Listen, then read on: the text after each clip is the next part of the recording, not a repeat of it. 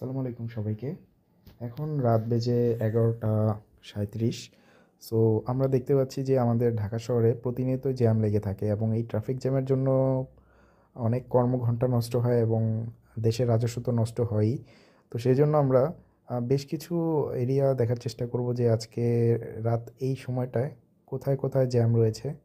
তো আমরা এখন বর্তমানে দেখতে পাচ্ছি যে খিলগাঁও ফ্লাইওভার এদিক দিয়ে কোনো জ্যাম নেই, প্লাস হচ্ছে আবুল হোটেলের এখানেও কোনো জ্যাম নেই।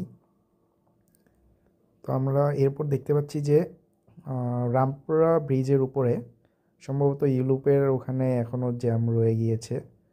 এছাড়া যেটা দেখছি যে হাতিঝিল থেকে যেসব গাড়িগুলো বের হয় সাধারণত বাড্ডার দিকে যেতে, অথবা বাড্ডার যেই ইউলুপটা রয়েছে সেইখানে যেতে, তো সেই পয়েন্টটাতে ট্রাফিক জ্যাম কিছুটা আছে কিন্তু বেশি নেই। আমরা সেই ইউলুপটার সামনেই দেখতে পাচ্ছি যে হিউজ জ্যাম, এবং এই জ্যামটা লেগে আছে বাড্ডা লিং রোডের সাথে। দ্যাট মিন্স এখানে লোকাল বাসগুলো অপেক্ষা করে এবং পিছনের বাসগুলো যেতে পারে না বা গাড়িগুলো যেতে পারে না।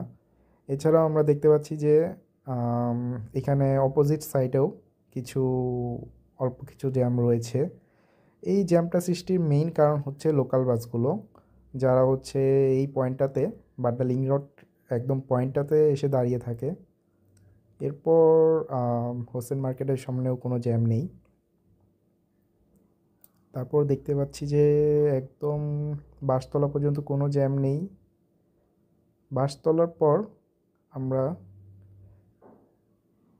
ঠিক নতুন বাজারের অপোজিটেই বেশ ভালো দীর্ঘ জ্যাম। এটা মনে হচ্ছে মেট্রো রেলের যেই কাজ চলছে এবং যমুনা ফিউচার পার্ক পর্যন্ত জ্যামটা। দ্যাট মিন্স এই জ্যামটা যতদিন না পর্যন্ত মেট্রো রেল হবে, এটা শেষ হবে কি না সবার সন্দেহ রয়েছে। সেম কেস যমুনা ফিউচার পার্কের সংলগ্ন যে সড়ক এয়ারপোর্ট থেকে আসছে সেটাতেও প্রচুর জ্যাম, এবং এই জ্যামটা পুরো কুড়িল ধরে কুড়িল বিশ্ব রোড হয়ে একদম একদম হচ্ছে খিলখ্যাত পর্যন্ত। দ্যাট মিন্স এখানে ট্রাফিক জ্যাম হওয়ার জন্য একমাত্র আহ, পুরো নিয়ন্ত্রক সংস্থাই দায়ী, এবং যারা গাড়ি চালাচ্ছে তাদের জন্য একটু দায়বদ্ধ রয়েছে। তারপর আমরা দেখতে পাচ্ছি যে এয়ারপোর্ট থেকে একদম খিলখ্যাত পর্যন্ত প্রায় লা মেরিডিয়ান থেকে দীর্ঘ সারি একদম লাল হয়ে আছে। বেশ কিছুদিন যাবৎ আমরা দেখতে পাচ্ছি যে কাওলা থেকে একদম এয়ারপোর্ট থেকে কাওলা পর্যন্ত একদম জসিমউদ্দিন, নট অনলি এয়ারপোর্ট, একদম জসিমউদ্দিন থেকে ঠিক কাওলা পর্যন্ত পুরোটাই সড়ক জ্যাম।